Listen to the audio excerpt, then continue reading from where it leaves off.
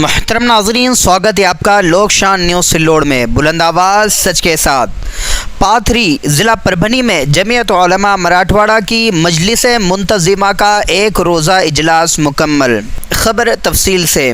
ملک کو انگریزوں سے آزاد کرانے میں اہم کردار ادا کرنے والی جمعیت علماء ہند کی مراٹھواڑہ شاخ کا ایک روزہ اجلاس پربھنی ضلع کے پاتھری شہر میں منعقد ہوا۔ یہ اجلاس جمعیت علماء مراٹھواڑہ کی مجلس منتظمہ کے تحت مکمل ہوا۔ اس پروگرام میں مہاراشٹر جمعیت علماء کے صدر مولانا ندیم صدیقی سمیت کئی معزز علماء کرام اسٹیج پر موجود تھے۔ اجلاس کا بنیادی مقصد ملک میں بڑھتی ہوئی بے چینی اور ختم ہوتی امن و امان کی صورتحال پر تبادلہ خیال کی تھا۔ مولانا ندیم صدیقی نے اپنے بیان میں کہا کہ جمعیت علماء نے آزادی کی تحریک کے دوران اپنی جانوں کی قربانی دے کر انگریزوں کو ملک سے نکالا اور ملک کی یکجہتی اور سالمیت کو برقرار رکھا۔ موجودہ حالات پر تشویش کا اظہار کرتے ہوئے انہوں نے کہا کہ آج پھر ایسے حالات پیدا ہو رہے ہیں کہ جمعیت علماء کو ملک کی یکجہتی اور سالمیت کو مضبوط رکھنے کے لیے اپنی کوششوں کو تیز کرنا ہوگا۔ اجلاس میں ملی مسائل اور قومی یکجہتی کو مضبوط کرنے پر زور دیا گیا۔ مولانا ندیم صدیقی نے جمعیت علماء کو مزید منظم اور مضبوط بنانے کی اپیل کی۔ آخر میں مولانا ندیم صدیقی کی دعا کے ساتھ اجلاس کا اختتام ہوا۔ اس اجلاس میں سلوڑ سے جمعیت علماء کے صدر حافظ نذیر، نائب صدر مولانا شہزاد، اسی طرح حاجی اسحاق باغوان بابو حاجی صاحب، جنرل سیکریٹری غلام حسین دیشمکھ عرف چاند سر، مولانا صادق، حافظ عبدالمتین، حافظ اسماعیل، مفتی عبدالرحمن، قاری شاکر، حافظ سلطان، مولانا انور، حافظ جنید، مولانا توصیف، حافظ جاوید روحی، مولانا عمران اور حافظ اظہر سمیت کئی نمائندوں نے شرکت کی تھی۔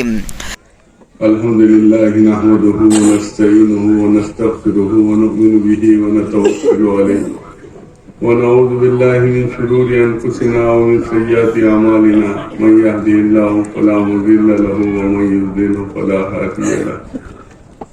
فقد قال اللہ تبارک وتعالی وَإِذْ يَمْكُرُ بِكَ الَّذِينَ كَفَرُوا لِيُثْبِتُوكَ أَوْ يَقْتُلُوكَ أَوْ يُخْرِجُوكَ وَيَمْكُرُونَ وَيَمْكُرُ اللَّهُ وَاللَّهُ خَيْرُ الْمَاكِرِينَ۔ حضرات اکابر علماء کرام، خصوصیت کے ساتھ جمعیت علماء ودربھ کے جنرل سیکرٹری،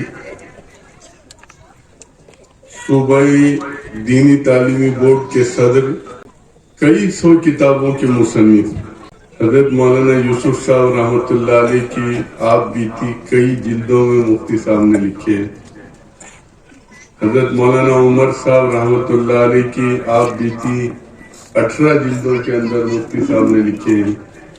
ایسے کئی کتابوں کے مصنف اور علاقے ودربھ کی مشہور دینی درسگاہ دارالعلوم سونوری کے محترم حضرت مولانا مفتی محمد روشن صاحب قاسمی مدد اللہ العالی، اسی طریقے سے پورے جنوبی ہند میں جن کے شاگرد یا شاگردوں کے شاگرد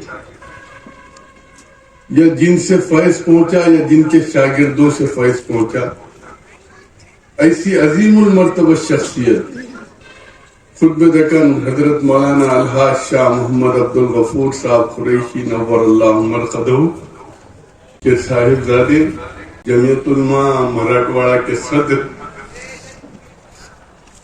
جامعہ عربیہ قاسم العلوم کے ناظم حضرت مولانا قاری محمد شمس الحق صاحب، جمعیت علماء مہاراشٹر کے نائب صدر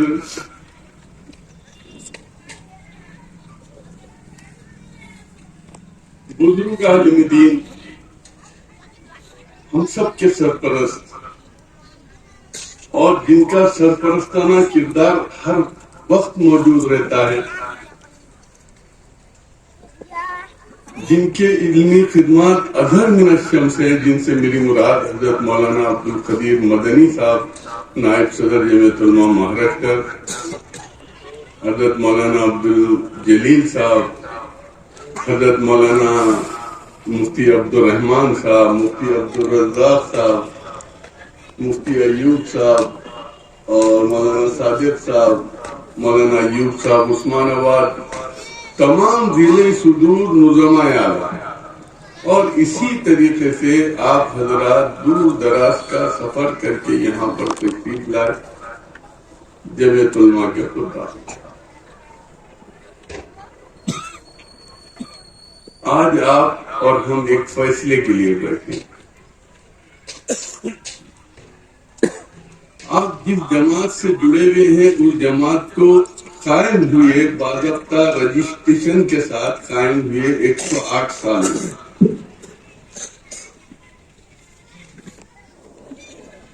اور علماء کرام جمعیت علماء سے پہلے خلافت کمیٹی کے نام پر, نصرت المعارف کے نام پر, الگ الگ عنوان پر علماء کرام ریشم رومال تحریک کے نام پر, ہر عنوان پر علماء کرام خدمت انجام دے رہے تھے. اور ایسی خدمت انجام دے رہے تھے کہ جیسے قاری شمس الحق صاحب دامت برکاتہم نے فرمایا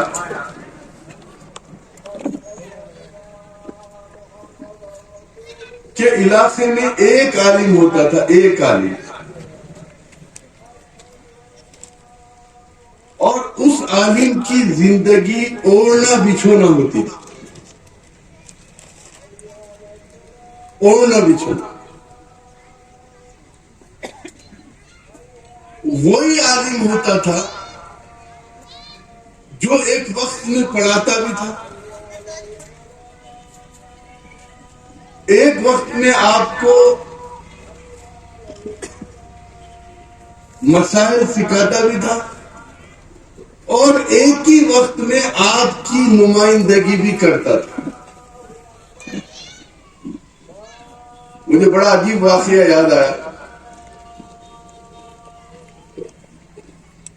حضرت خطبہ دکن مولانا عبدالغفور صاحب رحمت اللہ علیہ نے ایک بار فرمایا, دارالعلوم سے فارغ ہوئے,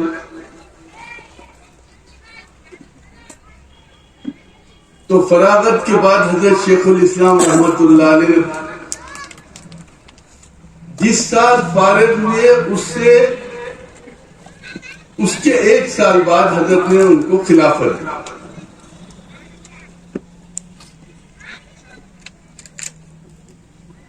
اب یہ یہاں آئے تو یہاں جو گورنمنٹ تھی, نظام گورنمنٹ, اس نے دارالعلوم سے جو فارغ طلباء رہتے تھے ان کے لیے ایک کیٹیگری متعین کی تھی, جو دارالعلوم کا سند لے کے آئیں گا وہ یہاں سرکاری اسکول کا مدرس بن جائے گا. تو جو آتا تھا وہ یہاں مدرس بنتا تھا. حضرت آئے, آتے ہی حضرت کا مدرس بول کے تقرر ہو گیا, اور حضرت عثمان آباد چلے گئے. حضرت خطبہ دکن رحمت اللہ علیہ کو عثمان آباد سے جو محبت تھی وہ عجیب تھی. میں نے عجیب ان کے حالات دیکھے. راستے سے گزرتے بھی تھے تو اگر ان کو پتا چلتا کہ عثمان آباد سے جا رہے ہیں, وہ بولتے تھے روک دو گاڑی, حضرت غازی شمس الدین رحمت اللہ علیہ کے پاس جائیں گے اور پھر آگے سفر کریں گے. تو عثمان آباد کے زمانے میں اب جب حضرت صدر مدرس تھے, ادھر اسکول میں پڑھا رہے تھے,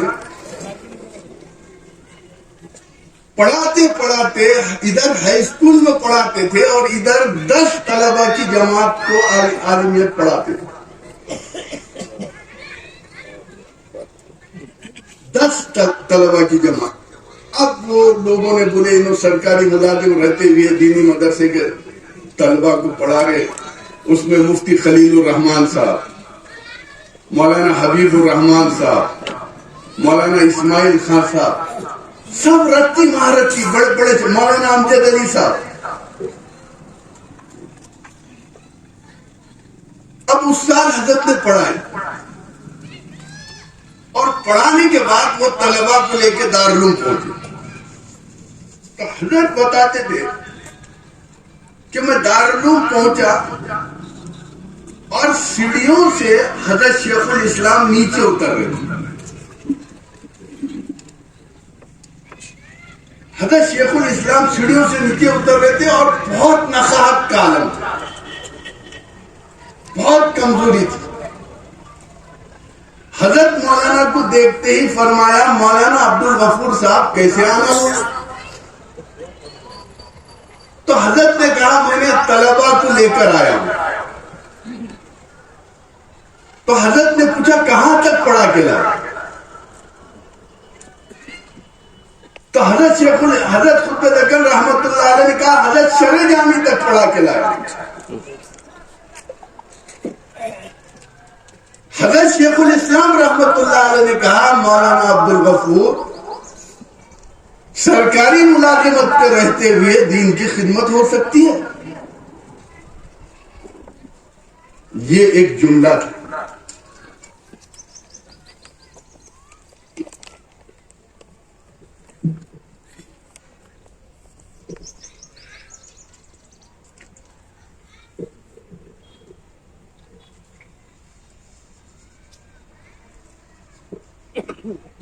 حضرت نے وہیں سے استعفیٰ بھیج دیا.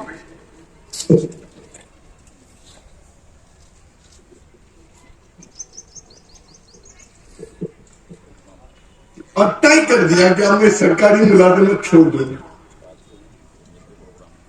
سارے لوگوں نے اصرار کیا کہ حضرت آپ پینشن لے لیجئے.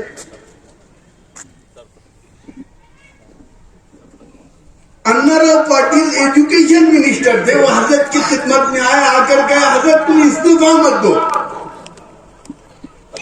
میں ایسی آپ کی کارروائی تکمیل کرتا ہوں, آپ کو پینشن مل جائے گا. کہاں دے میرے حضرت نے یہ کہا ہے کہ سرکاری ملازمت کے ساتھ دین کی خدمت نہیں ہو سکتی.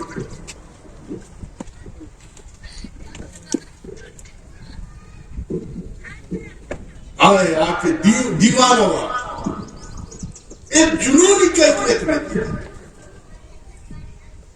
ایک دیہات سے طالب علم پکڑتے لاتے پڑھاتے. پھر عثمان آباد ہوا, لاپور میں مصباح العلوم ہوا, ناندیڑ میں دارالعلوم ناندیڑ ہوا, پھر مصباح العلوم ہوا, پھر اگیر میں قاسم العلوم ہوا, پھر شاگردوں کے شاگرد. لیکن زندگی وہی فقیرانہ تھی. جس کسی نے حضرت خطب دکن رحمت اللہ علیہ کو دیکھا تو ان کے کپڑوں میں ہمیشہ پان کے دھبے رہتے تھے. ایک مرتبہ راستے سے گزر رہے تھے, ہم کوہل چوک پہ تھے, تو بس پکڑنے کے لیے کھڑے ہوئے تھے.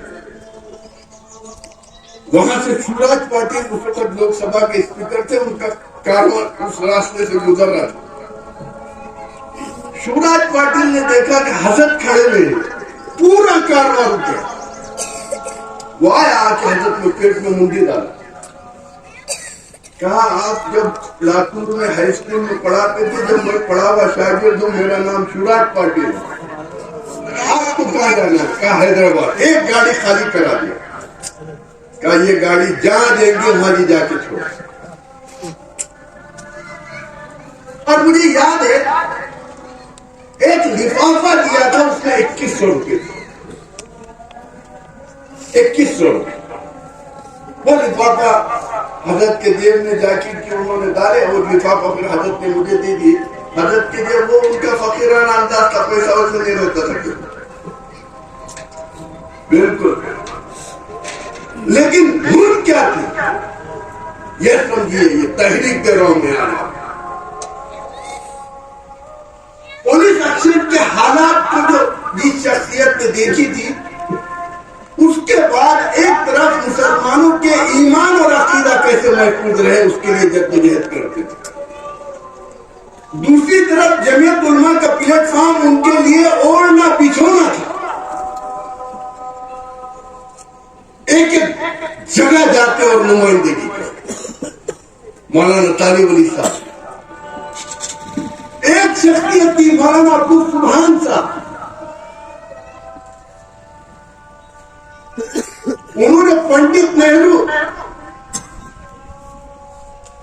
مولانا حفظ الرحمان, پنڈت سندر لال کو ساتھ لے کر یہ سارے علاقے کا دورہ کیا تھا. یہ ساری تاریخ جمعیت علماء کے خدام کی خدمت سے بھری ہوئی ہے. میں آپ سے دو اپیل کرنے کے لیے کھڑا ہوں. حالات کروٹ لے رہے, ملک کروٹ لے رہا, اور ملک نے کروٹ لے لیا.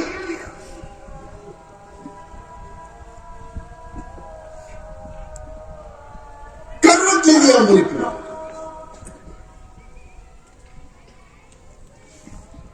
زمین تنگ کی جا رہی ہے. ایسی صورتحال میں مدارس کو ٹارگٹ کیا جا رہا ہے, مساجد کو ٹارگٹ کیا جا رہا ہے, باطل فرقوں کو طاقت دے کے ایمان اور عقیدے پہ ڈاکہ ڈالا جا رہا ہے. ایسی صورتحال میں جمعیت علماء کے خدام کی کیا ذمہ داری ہے؟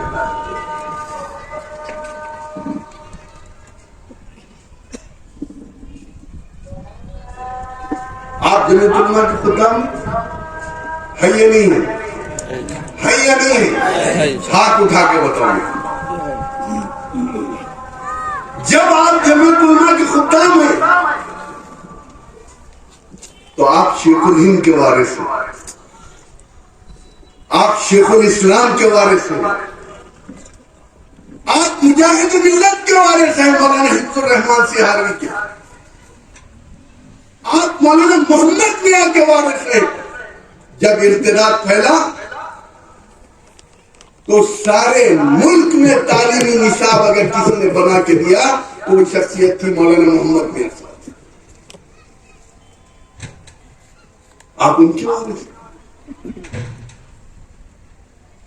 اور آپ حالات سے ڈر رہے. حضرت شیخ الاسلام مالٹا میں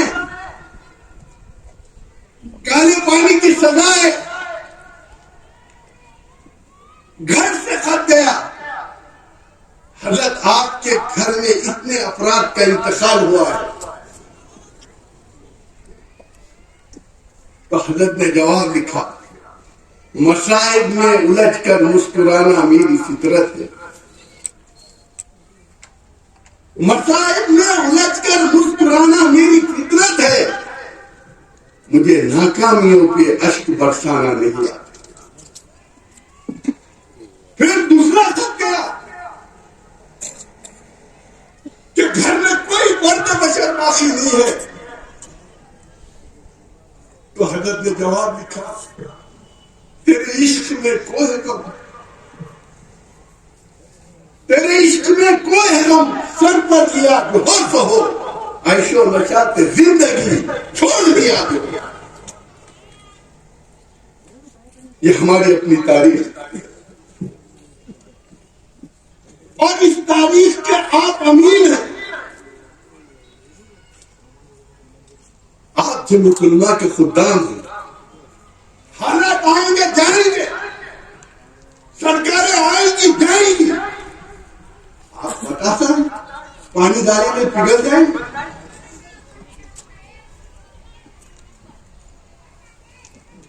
پگھل جائیں گے.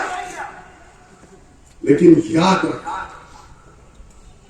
آپ کو آج طے کرنا ہے کہ جب آپ جمعیت علماء کے خدام ہیں تو آپ یہ طے کیجیے کہ آپ اپنی خدمت, اپنی ذمہ داری کتنی نبھا رہے ہیں. یہ طے کر لیجیے.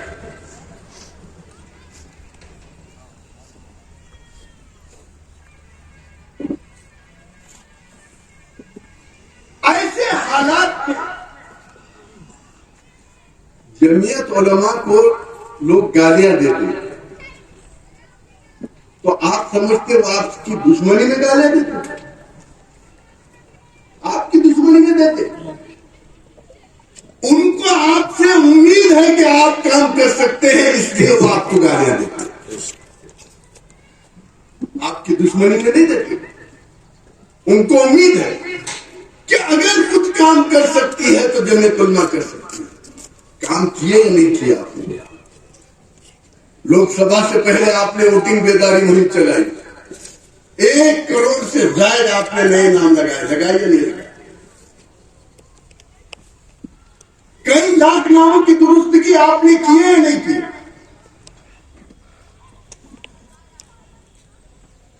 تنہا شخصیت تھی مولانا عبدالسبحان صاحب، پولیس ایکشن ہو گیا، قتل عام ہو گیا، مسلمانوں کا جینا دوبر ہو گیا، ایسے حالات میں تنہا آپ کے لاتور ضلع میں ایک شہر ہے دیونی، اس دیونی کے اندر انہوں نے مجاہد ملت مولانا حفظ الرحمان سیہاوی کو لے کر گئے، اور مولانا حفظ الرحمان صاحب کے ساتھ پنڈت سندر لال جو پولیس ایکشن کمیٹی کے چیئرمین تھے ان کو لے کر گئے، اور یہ وہ مقام تھا جہاں 50,000 مسلمانوں کو سلا کر ذبح کیا گیا تھا۔ وہاں مولانا حفظ الرحمان نے تقریر کی تھی، مسلمانوں حالات سے گھبرانے کی ضرورت نہیں، حالات آئیں گے جائیں گے، اس ملک میں جتنا جینے کا حق پنڈت نہرو کو ہے اس سے زیادہ جینے کا حق ان کو ہے۔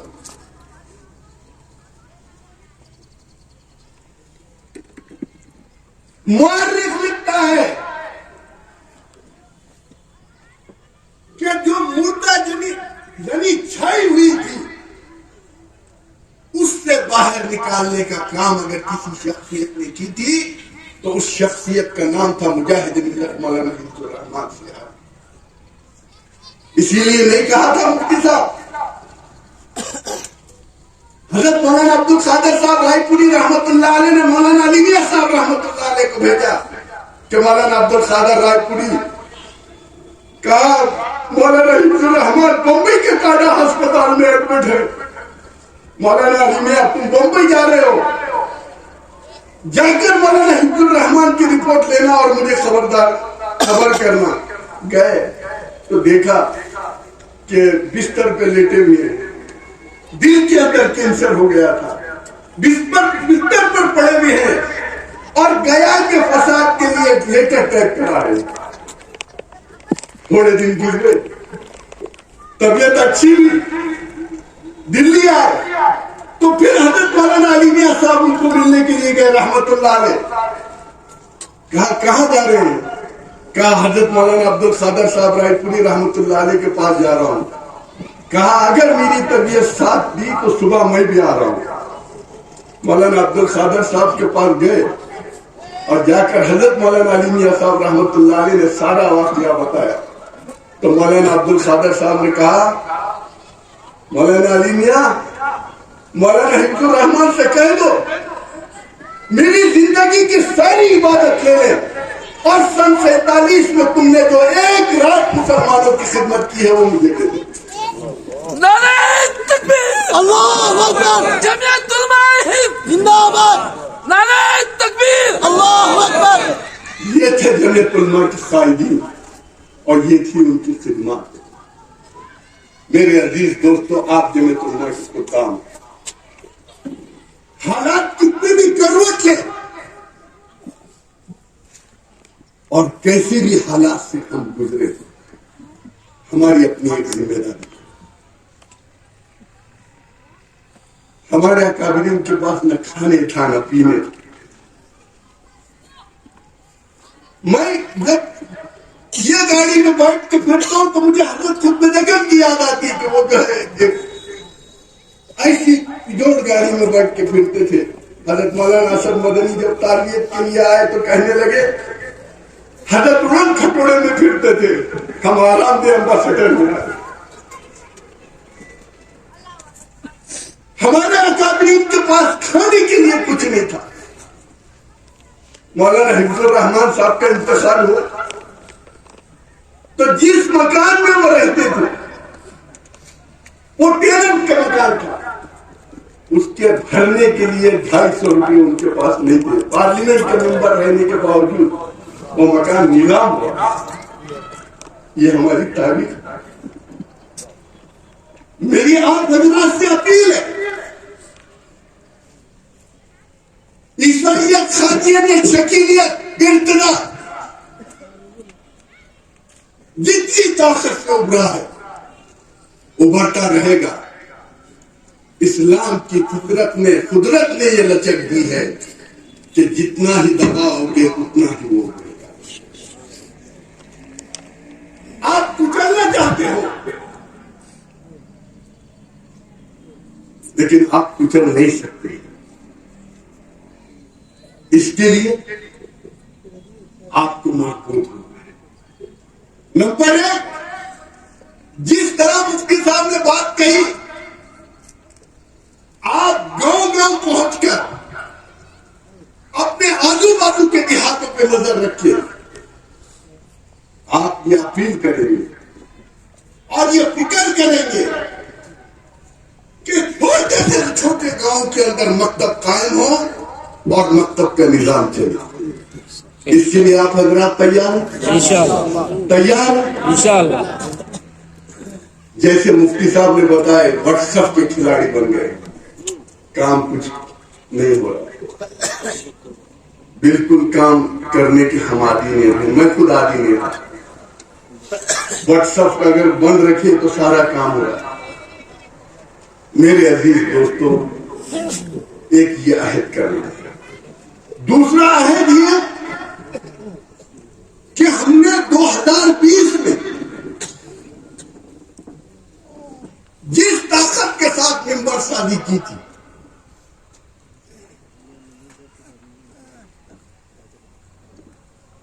جمعیت علماء کا ممبر مرد ہو یا عورت ہو، جن کی عمر 18 سال ہو وہ سب ممبر بن سکتے ہیں جو جمعیت علماء کے بنیادی مقاصد سے اتفاق رکھتے ہیں. آپ کے پاس ممبر شادی کے بکے ملیں گے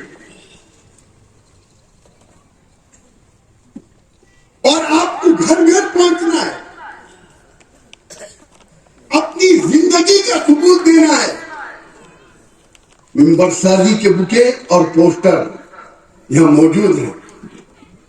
آپ کو دعا کے بعد لینا ہے اور جاتے وقت مجھے مل کے جانا ہے. آپ اس مہم کو، جیسے ہمارے سنگروں کا تعلق ہے، اس کے 45 دیہاتوں میں یونٹ ہے. مجھے تعلق ہے 50 دیہاتوں میں یونٹ ہے. ایسے بہت سے تعلق ہیں کہ جہاں پر دیہات کی فکر کی جا رہی. جمعیت علماء کا بنیادی مقصد پیسہ حاصل کرنا نہیں ہے. یاد رکھیے، جو دلال، جو ایجنٹ بولتے ہیں، ان کے ذہن کو صاف کیجیے. جمعیت علماء کا بنیادی مقصد ہے کہ اس دیہات تک ہم پہنچے جہاں پر 4% مسلمان رہتے ہو اور 95% برادران وطن رہتے ہو. ان کی خبر گیری کیسے ہو، یہ بنیادی مقصد ہے. ایک مرتبہ مولانا اسد مدنی رحمت اللہ علیہ سے ٹائمز آف انڈیا والے نے سوال کیا،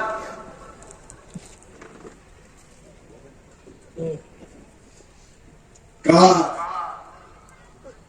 کہ جمعیت علماء اتنے حالات میں بھی جذباتی نعرہ نہیں دے رہی ہے. حضرت نے بہت اچھا جواب دیا. اس کو کہا ایک ہے دلی کا مسلمان جو جامع مسجد اور دلی کے اطراف رہتا ہے جہاں 450 مساجد. ایک ہے بمبئی کا مسلمان جو کرافٹ مارکیٹ سے بھائی کلّہ تک رہتا ہے. جمعیت علماء اس کو سوچ کر فیصلہ نہیں لیتی ہے. جمعیت علماء وہ دیہات जहां पर 5% मुसलमान हो और 95